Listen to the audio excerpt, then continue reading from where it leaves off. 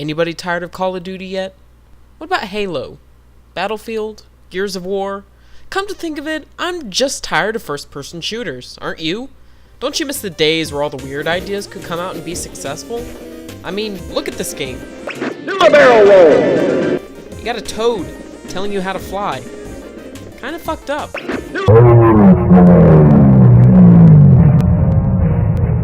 But it was a good game. Where did it all go wrong? Do a barrel roll! Well, video games are a business now.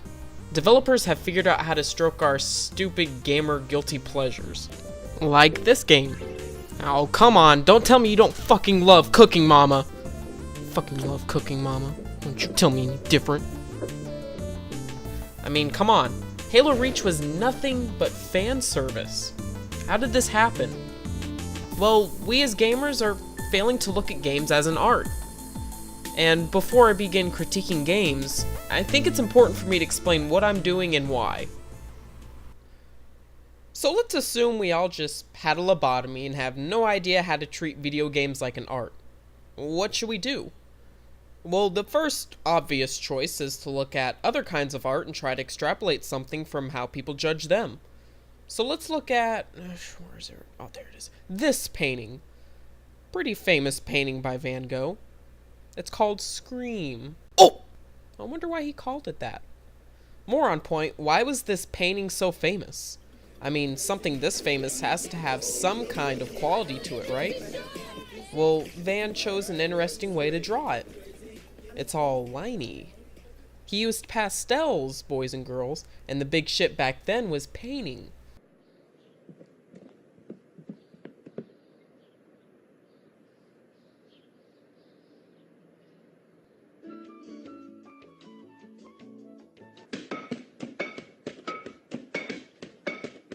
So he was innovative. But it's also pretty to look at if you just ignore the innovation behind it. So he executed the painting well. Oh! Innovation and execution. He had a bright idea, and he used it to its full potential. The fuck is he talking about? I don't know, I'm still trying to figure the last joke out. Alright. Let's look at another example. Here, listen to this song.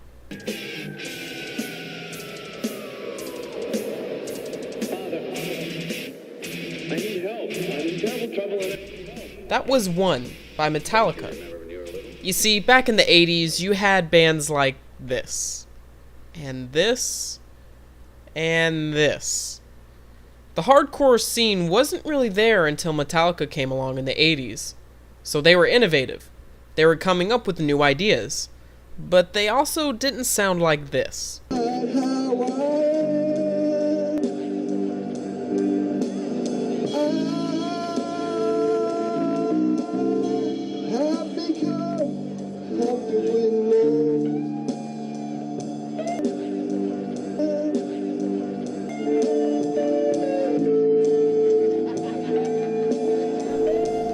Kinda shitty. You see, it's about innovation and execution. Is your idea new, and do you use it well? Any kind of art you look at, poems, music, stories, paintings, animations, even things that are not art, like technology, are judged based on their innovation and how well they use it.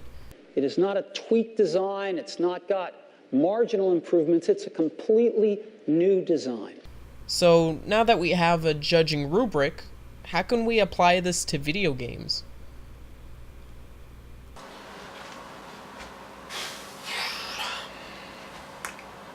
What? Guy can't have a random format change in the middle of his videos? Alright, so we're going to talk about video games and innovation. And I have no fucking clue where to start. You see, the problem is it's such a complicated issue, and you guys are kind of stupid, and I don't even know where to begin, and it's just such I don't even know how to start. I mean, most of you haven't done, like, creative writing, most of you haven't done, like, music, you don't even understand the creative process, you don't even know what's really going on, I have no clue what I'm gonna fucking do, it's just like, I think I bit off more than I can chew. Alright, here's the best way I can explain the relationship between execution and innovation to somebody who has no idea about the artistic process and has never done anything artistic in their entire life. I'm not talking about some little good game, excellent game, near perfect game. I'm talking about a game that completely blew your mind and made you understand life for a short period of time. A game where it had something innovative and amazing, like, for example, background music that you're still looking up on YouTube to this very day, or maybe graphics that are simple yet stylized, or maybe gameplay that was completely innovative to the system and went outside the box and was absolutely amazing. You couldn't believe it and you just want to jerk off to the game, and then your mom comes in and she's like, "Oh, what are you doing? Maybe I should leave you alone." Anyway, the point is, now that you're thinking of that game, I'm going to read your mind. You're thinking of something very specific about that game. Something that absolutely blew your mind, and you couldn't believe what you were experiencing. For example, maybe you're thinking of something like Halo 2, where you had this incredible online multiplayer experience that we had never seen before in the video game industry, maybe on the Dreamcast, but it was kind of a flop. You see, Halo 2 had something that was not only innovative, but they also executed it well. Could you imagine if Halo 2 completely fucked up the Xbox Live servers and Xbox lost a ton of money on it and decided that they weren't going to do online gaming anymore? God, could you imagine what it'd be like to live in that alternate timeline? Well, here I am in the alternate universe where Xbox Live doesn't exist, PSN doesn't exist, and we have absolutely no online gaming anywhere. Oh hey, there's alternate universe me! Hey, regular universe me, what's up? Oh, not much, alternate universe me. What's got you down, buddy? Well, you see, what happened was Xbox Live was a fault, and Microsoft and Xbox, of course, lost a lot of money in the deal, so they decided to pull the plug on the servers. And then when PlayStation decided they were going to make a new console, that they weren't going to do any online game because they saw 2 consoles before it failed. Same for the Wii and same for the 360, so now we don't have online gaming. So then what happened is all the gamer nerds decided to coalesce into the internet, and they found this weird place that I don't want to talk about. And what ended up happening was they got really angry that they didn't have anything to get their anger out on video games. And they decided to take it out on the world, and it was like Revenge of the Nerds, but more zombie-like style, where they were killing and eating people because they were high on bath salts. Unfortunately, what happened was a lot of people got killed. It's really ironic because so many people believe video games cause violence, but really in the end it prevents violence. Going home. Yeah, that would suck. The point is, you already know what innovation and execution is. You know a good idea when you see it, and you know when it's completely butt-fucked and raped. Just reach inside your mind. You know when you see an amazing idea, an idea that completely blows your mind, and you know when somebody uses it well, and that's important. So now that we know the difference between innovation and execution, and how they work together for video games, what's the problem? Well, the problems begin when you throw publishers into the mix.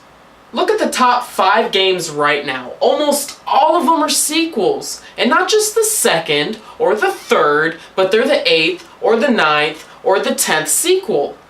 This shows us more money is being spent on old ideas rather than new ideas.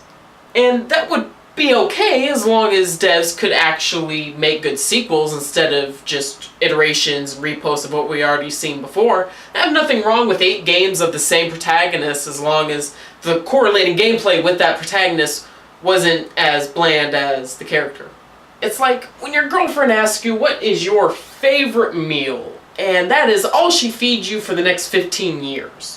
Developers could actually go outside the box if publishers weren't so stringent with their money and force developers to create the same old, beaten, tried and true games that we see today. Now, hold on before you grab your torches and pitchforks. You can't really blame EA or Activision or any other publisher out there for the woes that we are seeing in video game kind today. Then who? Who's the son of a bitch that we have to kill to make sure this doesn't happen anymore?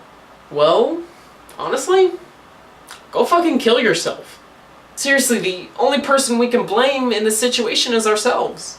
You see, the only reason EA and Activision and any other publishing company out there do the things that hurt video games so much is because we not only let them, but we fucking pay them to do it. You hate EA, right? You hate Activision. Now tell me, have you perhaps stopped playing games published by them? No?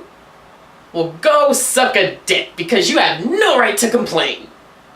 You see, the only way to get EA and Activision to let development companies go outside the box is to control what they do to get our money. This is where I come in. I'm here to educate you dumb fucks about the things to look for in a video game to decide if it's really worth your monetary influence or not. Perhaps with a more educated fan base, video games can finally become the respected art that they truly deserve to be, and that's my purpose for this. All art is judged based on two criteria: execution and innovation. And it's the relationship between the two that takes a piece of merchandise up to the next level that we call art. We've seen how this applies to paintings and music, and we've also seen how this applies to video games.